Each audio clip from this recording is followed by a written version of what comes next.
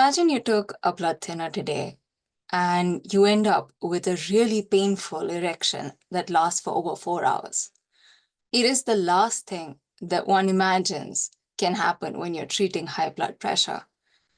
But it can happen. It's a side effect known as priapism, and it's caused by a drug that's given to heart and hypertension patients. It's called warfarin. There's another medicine which is used for battling nausea, and it's called metoclopramide. And it can give you something which sounds incredibly bizarre, but it's called akathisia, where a person cannot stand still or even sit still. You'll be fidgety on steroids, basically. There are also people who have reported that taking a medicine increase their urge to gamble and spend money, which I personally wish happened to me, because imagine telling your mother, I didn't use your credit card, my birth control pills did. Anyway, I'll be honest. I have personally never feared side effects of any medicine. I don't feel the urge to Google its effect or side effect or question its dosage. But I do know many who do, and they often do this even before they've left the doctor's office. Personally, I go with the argument that the benefits of any medicine will outweigh its risk. Although I would first like to prevent a scenario where I have to take any medicine at all, but if I am there, I don't have any problem with it.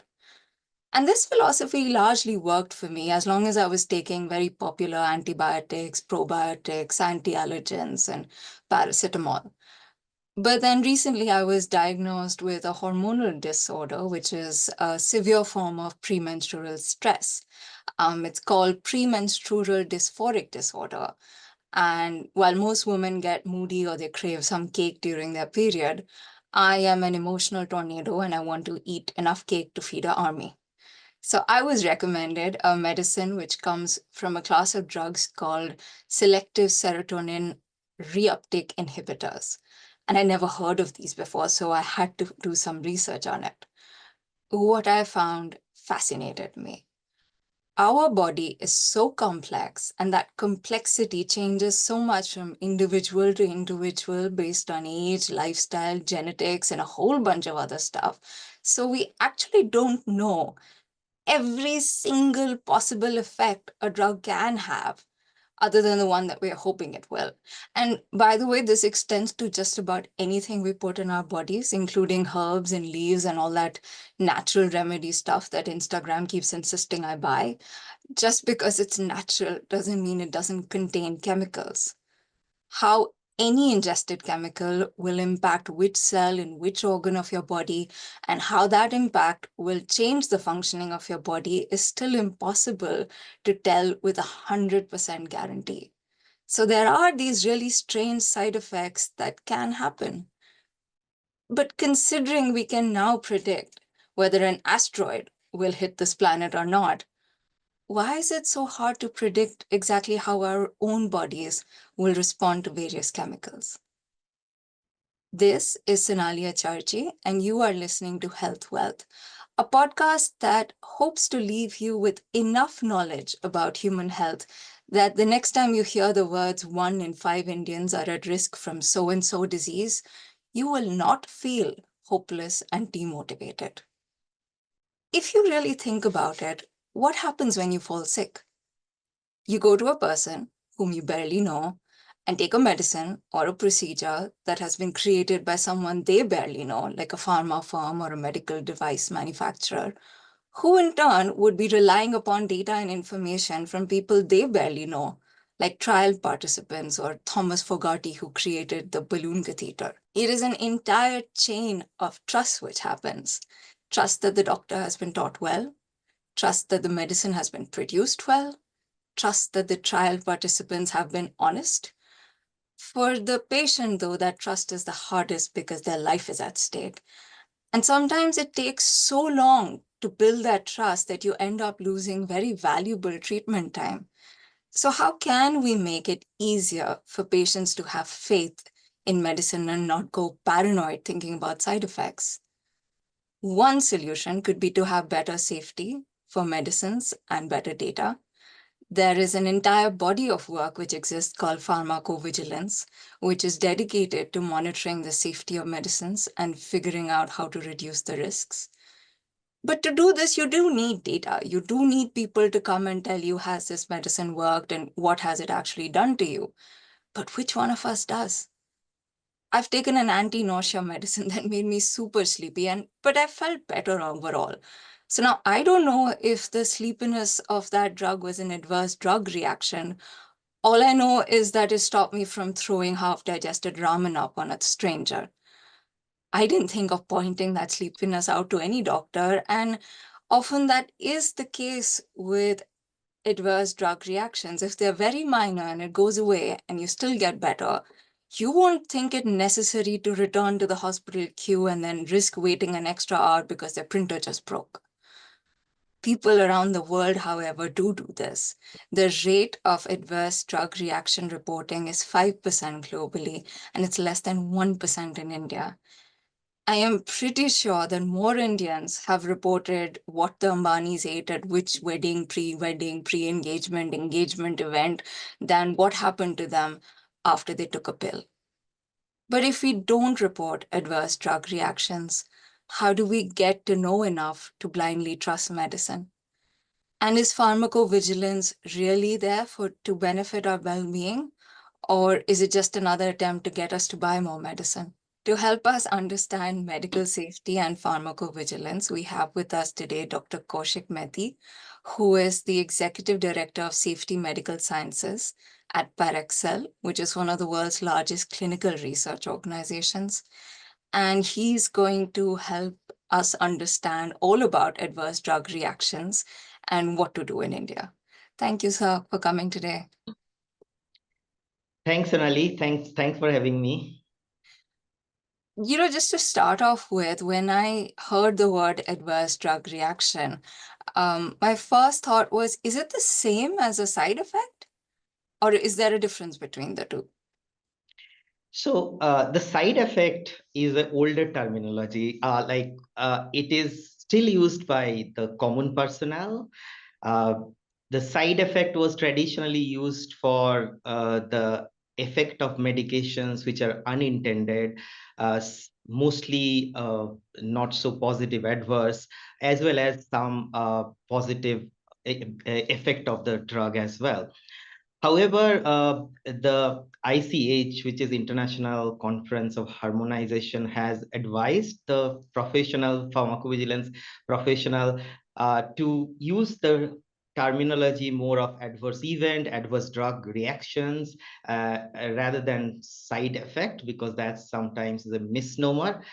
So although it is used widely by common personnel, we use the adverse event and adverse drug reaction. Let me explain a little bit of these terminologies. Yes. So the adverse event is like any untoward medical occurrence in a patient or in a clinical investigation subject administered a pharmaceutical product, and it does not necessarily have to have a causal relationship with the treatment. So the point to be noted here is that the event should be untoward medical occurrence, which we are not expecting from our medical judgment. And it is onset of this event has happened after the therapy, any sort of therapy. And that's known as adverse event. Now, a subsection of adverse event, which are assessed as a causally related to the therapy or the drug, is known as adverse drug reaction. So that's traditionally we say that it's a response to a drug which is noxious and unintended, and which occurs at a dose which is like normally recommended at human dose. That's called adverse drug reactions. So the pharmacovigilance is to deal with all these adverse events and adverse drug reactions. So one point here I would like to highlight at the onset that at the reporting level, when a healthcare professional is reporting, or a consumer or a caregiver is reporting an adverse event, you don't have to assess whether it is causally related or not. You should report all adverse event. Whether it is that adverse event is an adverse drug reactions or not, that's the professional job we do to determine the causal relationship between the therapy and the event.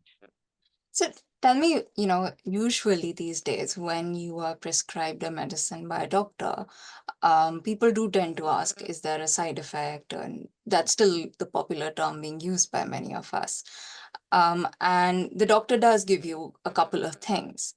If those things don't happen and something else happens, how do most of us even realize we're having an adverse side effect?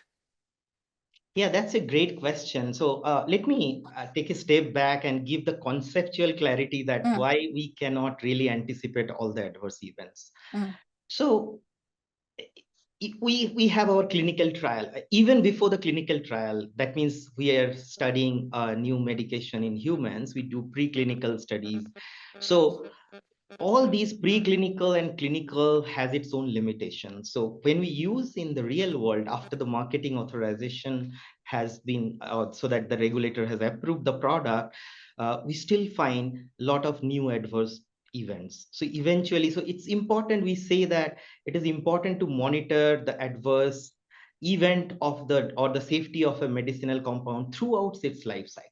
mm, You will be really surprised to hear even after 20 years of human usage worldwide, we still find the new adverse events coming. And sometimes the adverse events may not be new, but because it's reported in an aggregate manner, we are analyzing in a way we have better clarity of a causal association between an event and a drug. So it's both ways, and there are many reasons that why we can't detect everything during the clinical trial phases. yeah, no, I often wonder when you do clinical trials, how do you find people who are brave enough? I mean, I would be terrified to like go and take a medicine which no one has taken and nobody knows what will happen to you. So, what if it were to have a very high or extreme adverse effect? How do you protect trial participants?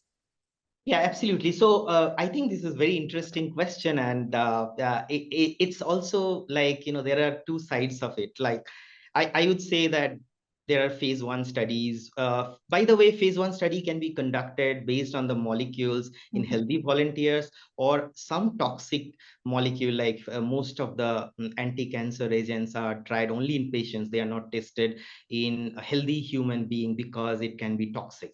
So mhm, that determination is done at the beginning. And then for healthy volunteers, it is more of at a level of like you are contributing to the science, you are helping the society to get the new medication, of course, under very controlled environment. So phase one studies are especially first in human, very few first in human studies are conducted in India because of the regulations.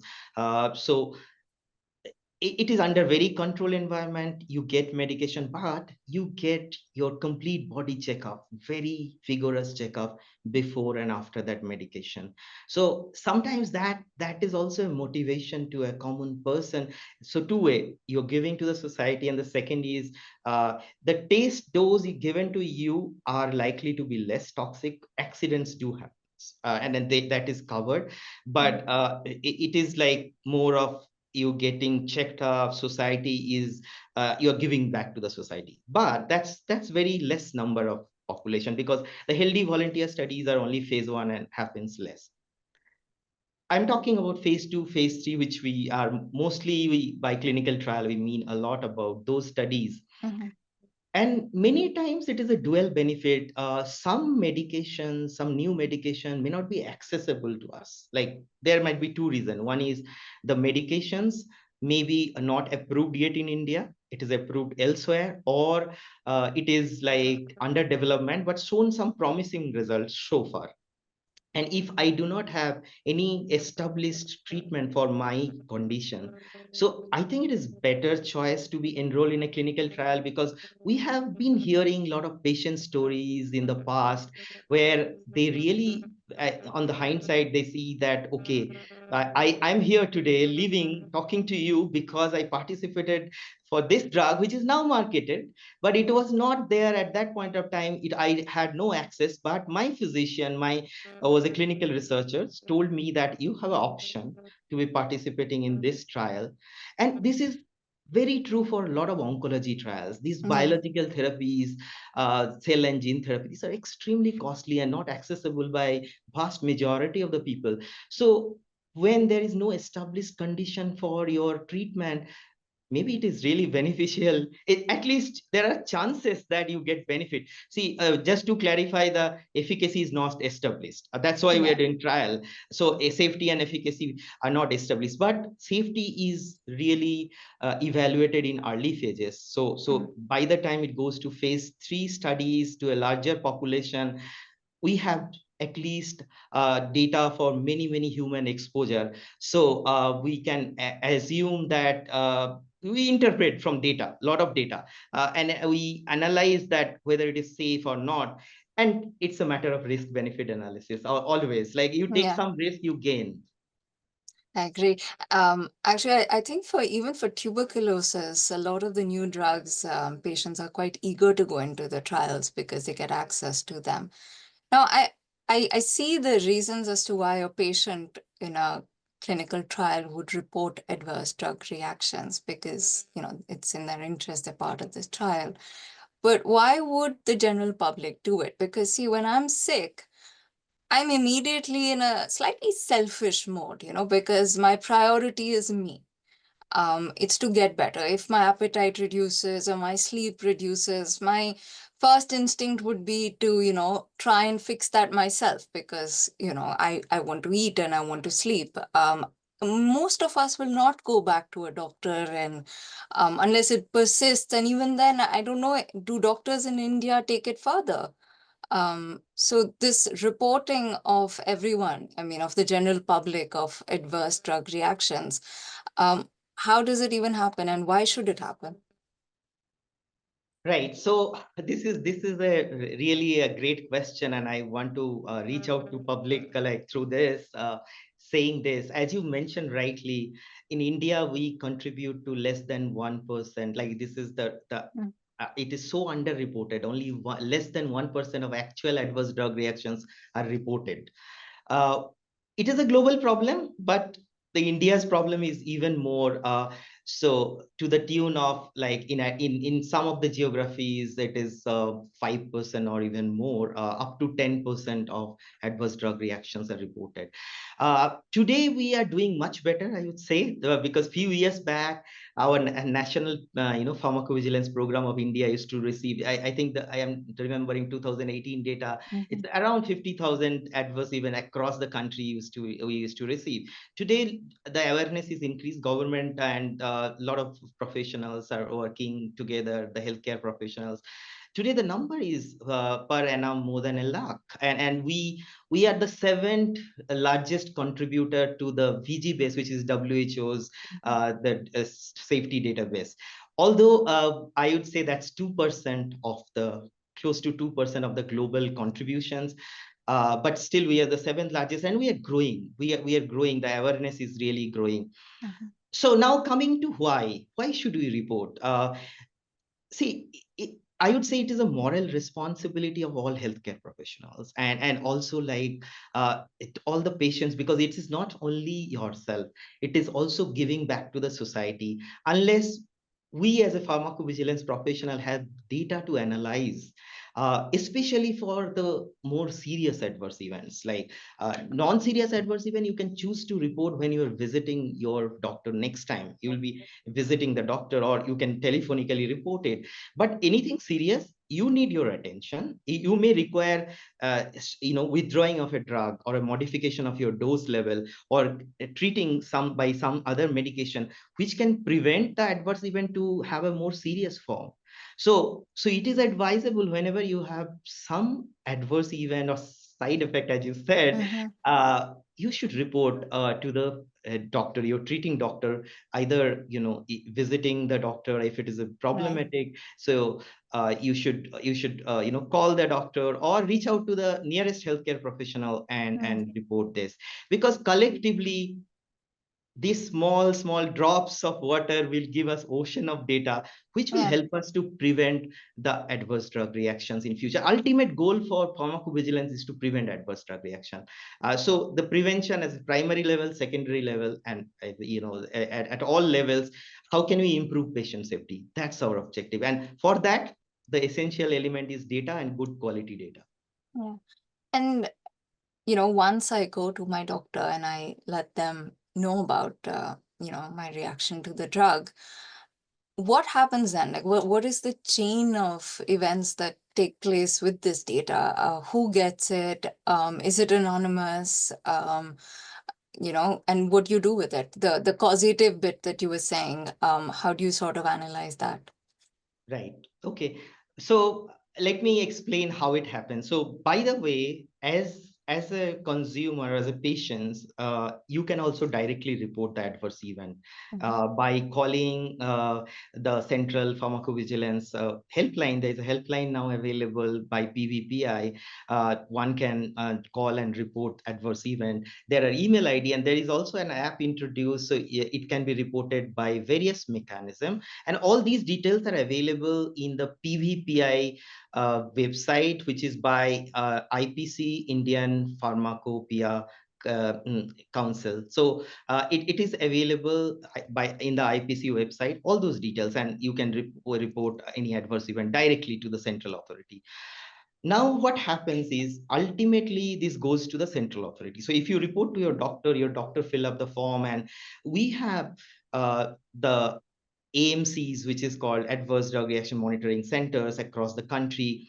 So if your hospital or treating doctor is not directly part of the center, they report eventually to the AMC or Mhm. directly to the PVPI. So ultimately, it goes to a database, which is a WHO database, PVPI, the BG-based database enters there. And what happens at a central level at the regulatory agency, the IPC, there are analysis of those data aggregate in an aggregate manner, depending on how many reports are coming, what is the causal relationship. There are various factors to determine the causal relationship, which includes like what are the other medications the patient was taking, what are the pre-existing health conditions, or even to that extent, like what is the time relationship, what is the mechanism of action of this drug, and so on and so forth. I'm not going into those intricacy, but those determination of causal association happens at a central level at the pharmacovigilance center, and all these data is collected at IPC, the Pharmacovigilance Center of PVPI under the PVPI program, National Coordination Center. And from there, the data goes to WHO, and it all are protected by data privacy, prevailing Yeah, data privacy I was laws going to ask, across, yeah. yes, across the India has its own laws, globally there are laws. So the patient's confidentiality is fully Mm. protected. So it is just by some codes, it goes there, but the adverse event goes there, so that collectively it gives a huge data points to analyze and Mhm. then derive that the who are at risk for a particular adverse event, so that we can avoid those patients group to receive those, or even to that extent we can detect early, we can monitor even before the adverse event has occurred. So there are a lot of possibilities there. Yeah, yeah. I think one of the downsides of calling medical safety sciences pharmacovigilance Yes. is that it has the word pharma in it. So I happened to mention it to a colleague, and I said, I'm doing an episode on pharmacovigilance, and she said, "Oh, what is the pharma company coming up with now?" And there is so much of growing fears about big pharma. I mean, there is billions of dollars and rupees involved in it. But it's not to say that, natural cures or naturally produced cures do not have money involved in it as well. But there is that sort of fear that's happening more and more. And this, you know, if you go onto social media, Reddit or on X or Instagram, you'll find so many posts of people just saying, don't take this medicine, it has side effects. It's like a lot of it might not even be true. How can pharmacovigilance sort of reinstill that trust and faith in pharma companies and medicine? Yeah, that's a great question. And like one thing I would like to mention here, it is not only the medicine which is by pharma, it is also the natural treatment, the Ayush treatment. Hmm. Everything can give rise to adverse Yes. events. So we say Yeah. that whatever has an effect can also give rise to adverse Mm-hmm. effect, because Mm-hmm. every body is unique. Like human body is wonderful, like, and two person will react to the same medicine differently, both in Yes. efficacy front as Yeah. well as the adverse event front. So coming to your question, it's always a risk benefit analysis, and I see, especially in the recent pandemic scenario and all, you see that Mm. the adverse events are highlighted to a great extent. Yeah. Uh, Let me give analogies for general people's understanding. Mm-hmm. As per a recent WHO report last year, there are 1.13 million deaths due to road traffic accident annually. Do you not go out on the road? There's so annually this much death happens due to this, but we all go out. We know this data, but still everyone goes out, and we do our work, shopping, everything, and not always it is we are going for serious, for our recreation also we go out, Mm-hmm. knowing fully well there is a chance, because the risk is not great enough. It is always a risk benefit analysis. Yeah. So whenever you take any drug, so it's like, when you go out you have a risk. So even you stay at home, you have a risk, by the way. So you take a medicine, you have its own risk. If you don't take medicine, that also has a risk. You have to Yeah. analyze what is the benefit and risk for which condition, and Yeah. it cannot be predetermined. I'd like to give a very classic example for which probably the pharmacovigilance has existed today. It's thalidomide disaster. All of us probably Mm-hmm. heard about it. It was thalidomide was a medicine which was given to pregnant women in 1960s, and it is a very high teratogenic. So the babies were born with short limbs, and focomelia is the condition's name. And the drug was banned, but it's still available and used, but for a very specific conditions. Namely, say multiple myelomyelitis, thalidomide is still used because the risk benefit for the condition it was originally used, it doesn't make sense. But for the other therapy, the benefit outweigh the risk. So it is always a risk benefit analysis. And I would encourage everyone not to do that analysis yourself. Take professional help.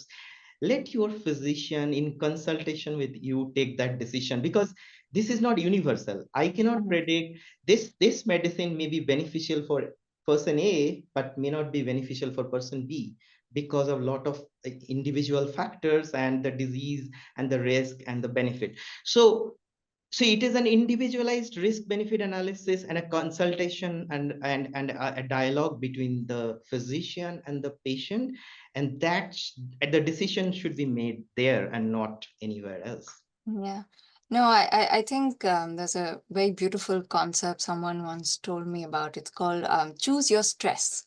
So, like with antibiotics, we know every time we take it, it will cause a bit of a digestive issue. No matter how much you try and have dahi chawal and whatnot, but it does cause some digestive issues. But you still take it because you have to choose your stress. Either you then suffer through your viral illness or your bacterial infection or tuberculosis, which is horrible. You'll be coughing up blood, or you go through a little bit of, I mean, well, with TB, it's quite a bit of discomfort, but the disease is worse, I'm told. So it is that choose your stress. I also sometimes feel that I have friends in the US who often tell me about the role of a pharmacist in in the American medical system. That even if doctors don't have the time, it's actually the pharmacist who fills your prescription, who will give you the medicine, and they often have much more time, and they'll explain things and they'll sit with you, because that's a very common complaint, these days, because we don't have general physicians so much, and we need to go straight to a specialist or a super specialist. So we'll find the head of a department of some hospital, and because that gives you faith, and you're like, okay, this person is very accomplished, we'll go there. And they might not have that time because they're also teaching, they're researching. You might have a very small thing that you've gone for, and they'll give you the medicine, but they won't sit with you for more than, say, 5 minutes or 10 minutes. And that's a very common complaint. And that's why a lot of people come back and say, oh, doctors just want to sell medicine. So do you think that we need to start rethinking the role of a pharmacist and possibly using them to build awareness on medicine and medicine safety? No, absolutely. I think it's a very important difference between various countries, and if you see, I see the main difference is the clinical exposure. Our the difference between the doctor and the pharmacy curricula in India. I see, at least as far as I know, that pharmacy curriculums are not very clinical focused. That uh, when we studied our medicine, most of the study happens in bedside.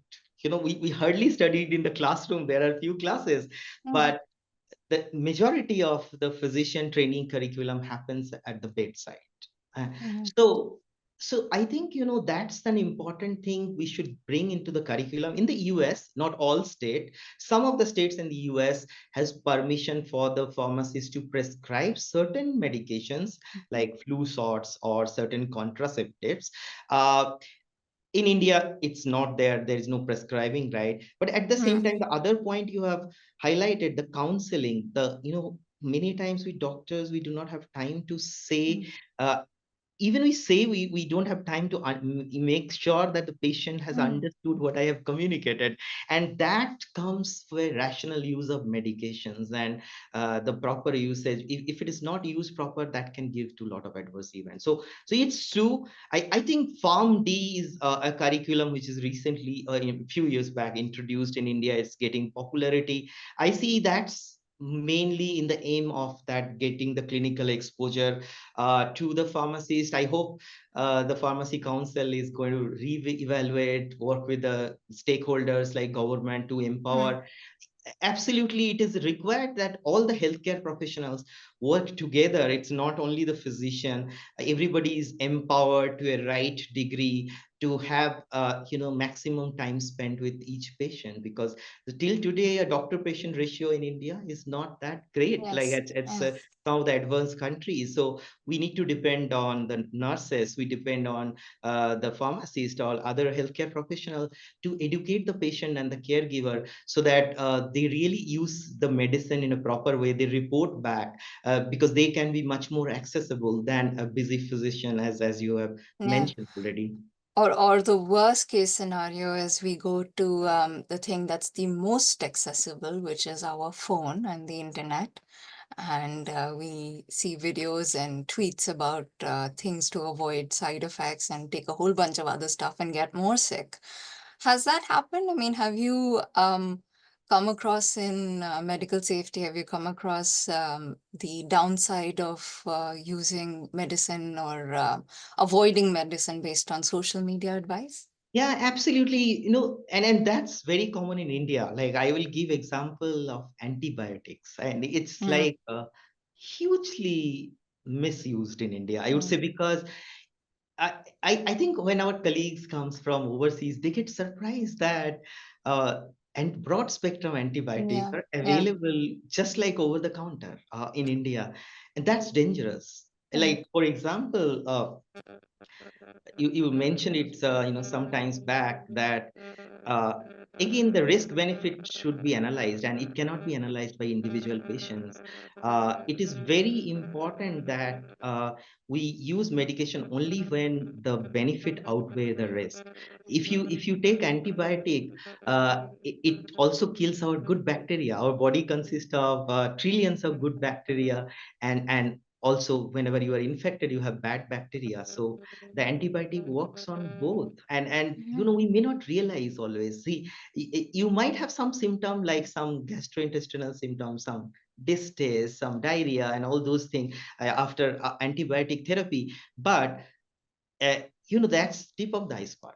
You can get that treated, or those are self-limiting. After a few days, mm, you will be probably fine, whether you take medicines or you take other natural food. Whatever we are eating, some bacteria are coming, healthy bacteria, probiotics, and mhm, all these are part of our diet. Other thing I would like to say here, that if you too much use antibiotic, it can cause drug resistance. So the next time, either yourself or somebody in the community, the drug will not work because the bacteria will get Mm. resistance to those antibiotics. And the secondly is your good bacteria can die, and today you cannot never detect it unless you develop something years later. And today there are a lot of evidences coming that the gut microbiome Yeah. contributes to a lot of our health, lot of Mm. diseases which we can't believe as well, like earlier, like now new evidences are emerging. So this is a very classical example how reading something in Google, or sometimes, because last time I went to doctor and doctor prescribed this, or I know my friend was given this medicine, or XYZ family member was given medicine, I have the same symptom, so let me take it, and he has recovered, I'll recover. So Yeah. we have to come out of that, because that causes lot of problems, a lot of challenges, the adverse events, and sometimes it is visible, a vast majority is not visible, how we are causing harm to ourselves and to the society. Yeah. The other side of pharmacovigilance or medical safety sciences working well is that there should be enough people who are doing it. Is there an interest amongst doctors or researchers to join this field? And what is this field about? Are there enough people who want to be a part of pharmacovigilance today in India? Yeah, absolutely. Now, I think I will talk about on behalf of the pharmacovigilance industry today. I would proudly say that maximum number of pharmacovigilance analysis processing done in India in the global. So most of the global pharma companies has outsourced the pharmacovigilance. So we have a lot of knowledge, expertise in India. And I have been seeing a lot of trend amongst the physicians now who Mhm. are young generations. They have keen interest to join pharmacovigilance and industry. Uh, and that's, earlier it used to be traditionally only the MD pharmacology or somebody who has done MBBS and not done a specialization joining the industry. Today, I see a lot of our colleagues are joining after doing MD in internal medicine, pediatrics, Mhm. ENT, and so many specialties. It's fascinating, ophthalmology. So we have colleagues all across all specialties. Yeah. It is an interesting career option, I would say, to a Yeah. large majority of physicians, because it's a scientific work. It's you can say physician scientist, the people working here, and it is emerging. We are doing a lot of serious data evaluations. By the way, we don't only get Indian data, we get data across globe for all the medications, and we analyze and give our opinion, and we are contributing to the safety of patients worldwide. It's fascinating. I'm glad to hear that because we do need to understand medicine as much as we can. Thank you so much for helping us understand what is medical safety and pharmacovigilance. Thank you, sir. We've all heard and perhaps even been slightly sick of the issues surrounding Covaxin and Covishield. But did you know only 8 months ago there were safety warnings issued for a painkiller called Meftal, which I myself take?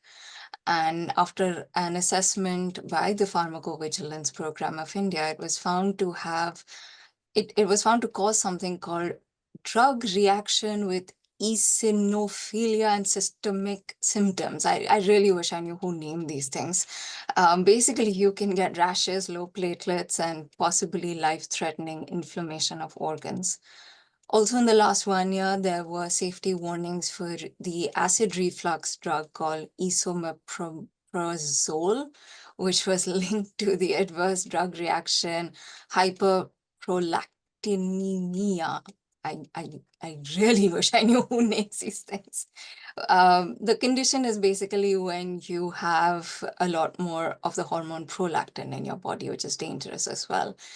And this one really surprised me, but there was a warning put out for Digene gel, which, if you are a Bengali like me, it's basically a standard dish on the dining table. And that gel was withdrawn due to reports of adverse drug reactions as well as complaints over its color and smell. So you have three very popular medicines and two mass used vaccines suddenly being linked to new side effects in less than a year. I now feel that perhaps I should go and tell my doctor that my anti-nausea pill made me pass out on a rackety mountain road in Ladakh, something which has never happened before or after. Have you ever reported an adverse drug reaction? What was that experience like? And did this episode help you understand the process and importance of reporting adverse drug reactions? I'd love to know about your thoughts and hear about your medical experiences.